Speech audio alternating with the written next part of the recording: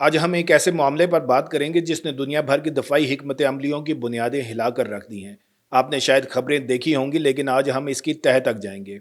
وہ واقعہ جو 19 مارچ 2026 کو پیش آیا، جب ایران کے فضائی دفاع نے امریکہ کے ناقابل شکست سمجھے جانے والے ففتھ نسل کے جدید ترین اسٹیلتھ طیارے F-35 پر نہ صرف لاگ کیا بلکہ اسے نشانہ بھی بنا دیا۔ وہ طیارہ جسے دنیا کی سب سے تکنیکی طور پر جدید ترین فضائیہ کا سب سے بڑا اثاثہ سمجھا جاتا تھا، وہ ایک ایسے ملک کے فضائی دفاع کے سامنے جھک گیا جس پر پابندیاں ہیں، جس کے ہتھیاروں کو پرانا سمجھا جاتا ہے۔ یہ محض ایک واقعہ نہیں، یہ جنگ کی نوعیت میں ایک زلزلہ ہے۔ آج ہم ان تمام سوالات کے جوابات دیں گے جو آپ کے ذہن میں ہیں۔ کیا واقعی F-35 کو مار گرایا گیا؟ یہ کیسے ممکن ہوا؟ کیا اسٹیلتھ کا دور ختم ہو گیا؟ اور سب سے اہم، کیا اس واقعے نے تیسری عالمی جنگ کا خطرہ بڑھا دیا ہے؟ آخر تک بنے رہیں، کیونکہ یہ کہانی اتنی ہی پیچیدہ ہے جتنی کہ دلچسپ۔ السلام علیکم، میں ہوں بشارت حسین کاظمی اور آپ دیکھ رہے ہیں کاظمی 360۔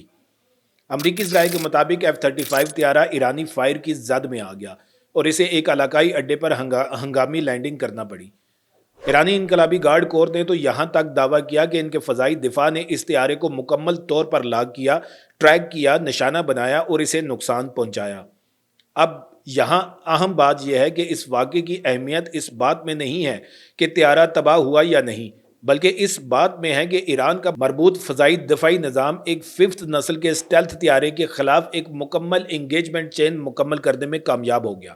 یعنی اس کے سینسرز نے اسے ڈھونڈا، اس پر لاگ کیا، میزائل فائر کیا اور پھر نشانہ بھی لگایا۔ یہ وہ لمحہ تھا جس نے امریکی فضائی حکمت عملی کی بنیادوں کو ہلا کر رکھ دیا، کیونکہ F-35 کو ہی تو اس لیے بنایا گیا تھا کہ وہ دشمن کے جدید ترین فضائی دفاعی نیٹ ورک کے اندر گھس کر بغیر اپنا پتہ دیے اپنا کام کر سکے۔ اس کا ڈیزائن، اس کی شکل، اس کی کوٹنگ، اس کے ہتھیار جو اندر ہی رکھے جاتے ہیں، یہ سب اس کے اسٹیلتھ ہونے کے لیے تھے۔ اور اب ایران جیسا ملک جس کی فضائیہ پر پابندیاں ہیں، جس کا زیادہ تر سامان پرانا ہے، اس نے یہ ثابت کر دیا کہ وہ اس جدید ترین ٹیکنالوجی کو بھی ٹریک کر سکتا ہے۔ اب آپ سوچ رہے ہوں گے کہ یہ کیسے ممکن ہوا؟ کیا ایران کے پاس کوئی خفیہ ہتھیار ہے؟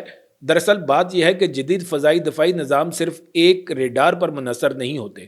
ایران نے یہاں ایک مربوط نظام استعمال کیا۔ اس میں کم فریکوینسی والے ریڈار شامل تھے جو اسٹیلتھ طیاروں کو ڈھونڈنے میں زیادہ مؤثر ہوتے ہیں، حالانکہ ان کی ریزولوشن کم ہوتی ہے۔ اس کے بعد غیر فعال سینسرز، یعنی ایسے سینسرز جو خود کوئی سگنل نہیں بھیجتے بلکہ طیارے سے نکلنے والی حرارت یا الیکٹرانک سگنلز کو پکڑتے ہیں۔ اور سب سے اہم، ان سب کا نیٹ ورک فیوژن، یعنی مختلف سینسر سے آنے والے ڈیٹا کو ملا کر ایک مکمل تصویر بنانا، اور یہ وہ کام ہے جو ایران نے کر دکھایا۔ انہوں نے اس F-35 کو اتنی دیر ٹریک کیا کہ وہ اس پر میزائل سے وار کر سکیں۔ اب چاہے میزائل براہ راست لگا ہو یا اس کا دھماکہ قریب ہوا ہو یا پھر اس کے ٹکڑوں نے نقصان پہنچایا ہو، اصل بات یہ ہے کہ نشانہ لگایا گیا۔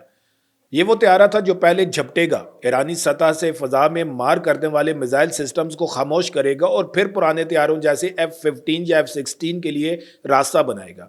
لیکن اب اگر یہی F-35 خود ہی نشانہ بن سکتا ہے تو پھر پوری حکمت عملی بدل جاتی ہے۔ اب امریکی کمانڈرز کو یہ فرض کرنا ہوگا کہ اسٹیلتھ طیارے کی بقا کی ضمانت ختم ہو چکی ہے۔ اب وہ اسے اتنی آسانی سے دشمن کے گہرے فضائی دفاع میں نہیں بھیج سکتے۔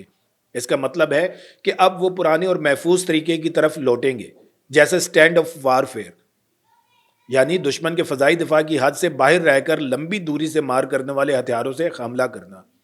یہ تبدیلی ظاہری طور پر تو محفوظ لگتی ہے، لیکن اس کے بہت بڑے معاشی اور اسٹریٹجک نقصانات ہیں۔ سب سے پہلا نقصان تو مالی ہے۔ جب F-35 اندر جا کر بم گراتا تھا تو وہ سستے عام بم استعمال کرتا تھا جن کی قیمت چند ہزار ڈالر ہوتی ہے، لیکن اب جب وہ باہر سے لمبی دوری سے مار کرنے والے ہتھیار استعمال کرے گا تو اس کی قیمت تقریباً $1.5 ملین یعنی پونے 6 کروڑ پاکستانی روپے سے بھی زیادہ بنتی ہے۔ اور اگر کروز میزائل جیسے ٹاما ہاک کی بات کریں تو اس کی قیمت $2 سے $3.5 ملین یعنی تقریباً 12 کروڑ روپے تک جا سکتی ہے۔ اب سوچیں، اگر ایک ہی حملے میں سینکڑوں میزائل استعمال ہوں تو لاگت کتنی ہوگی؟ دراصل آپریشن کے پہلے 100 گھنٹوں میں ہی جب ایرانی فضائی دفاع کو کمزور کرنے کے لیے بڑے پیمانے پر کروز میزائل استعمال کیے گئے تو اندازہ لگایا گیا کہ تقریباً $3.5 ارب خرچ ہو چکے تھے۔ یہ لاگت صرف اس لیے بڑی کہ اسٹیلتھ طیارے محفوظ طریقے سے اندر ہی نہیں جا سکتے تھے۔ دوسرا بڑا نقصان یہ ہے کہ اس طرح کے مہنگے ہتھیاروں کی تعداد محدود ہوتی ہے۔ انہیں بنانے میں وقت لگتا ہے، اس کا مطلب ہے کہ اگر جنگ لمبی چلی تو گولہ بارود ختم ہو سکتا ہے۔ اس لیے امریکی منصوبہ سازوں کو اب یہ فیصلہ کرنا ہوگا کہ کون سے اہداف پر یہ مہنگے ہتھیار خرچ کرنے ہیں اور کون سے نہیں۔ اس سے حملوں کی رفتار سست ہو جاتی ہے اور دشمن کو سانس لینے کا موقع مل جاتا ہے۔ یہ وہ صورتحال ہے جو کسی بھی فوج کے لیے خواب بد ثابت ہوتی ہے۔ اب آپ پوچھیں گے کہ اس کا F-35 پر کیا اثر پڑے گا؟ کیا اب یہ طیارہ بیکار ہو گیا؟ بالکل بھی نہیں، لیکن اس کا کردار بدل جائے گا۔ اب اسے شاید سب سے آگے گھس کر راستہ صاف کرنے کے بجائے تھوڑا پیچھے رہ کر الیکٹرانک وارفیئر سپورٹ دینے یا دوسرے طیاروں کے لیے سینسر کا کام کرنے کے لیے استعمال کیا جائے گا۔ یعنی یہ ایک حملہ آور کے بجائے ایک بڑا ہوا سینسر بن کر رہ جائے گا۔ لیکن پھر سوال یہ ہے کہ کیا اس $100 ملین سے زیادہ قیمت والے طیارے کو صرف سینسر کے طور پر استعمال کرنا دانش مندی ہوگا؟ یہ وہ سوال ہے جو اب پینٹاگون میں اٹھ رہا ہے۔ یہ ایک بہت بڑا پیغام ہے، نہ صرف امریکہ کے لیے بلکہ پوری دنیا کے لیے، خاص طور پر اس خطے میں موجود چھوٹے ممالک کے لیے جو امریکہ کی فضائی طاقت پر بھروسہ کرتے ہیں۔ ان کے لیے ایک جھٹکا ہے۔ اس سے ایران کی ڈیٹرنس یعنی اس کی روک تھام، اس کی طاقت میں اضافہ ہوتا ہے۔ اس کا مطلب ہے کہ اگر مستقبل میں کوئی اور ملک ایران پر حملہ کرنے کا سوچے گا تو اسے اس بات کا حساب رکھنا ہوگا کہ اس کے جدید ترین طیارے بھی محفوظ نہیں ہیں۔ یہ ایک مکمل ڈاکٹرائنل شفٹ ہے، یعنی فضائی حکمت عملی میں ایک بنیادی تبدیلی۔ اب امریکہ کو نئے طریقے ایجاد کرنا ہوں گے، نئے ہتھیار بنانا ہوں گے اور سب سے بڑھ کر اپنے اتحادیوں کا اعتماد بحال کرنا ہوگا کہ ان کا سب سے بڑا اثاثہ اب بھی محفوظ ہے۔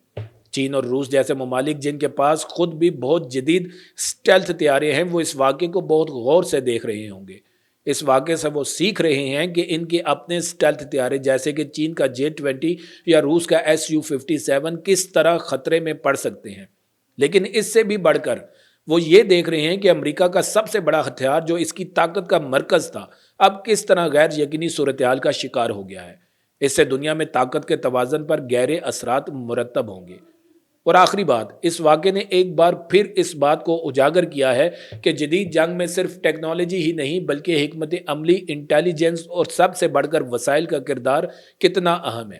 ایک ایسا ملک جس پر پابندیاں ہیں، جس کے پاس جدید ترین امریکی ہتھیار نہیں ہے، اس نے اپنی ذہانت، اپنی مہارت، اپنے سسٹمز کو مربوط کر کے دنیا کی سب سے بڑی طاقت کو للکار دیا۔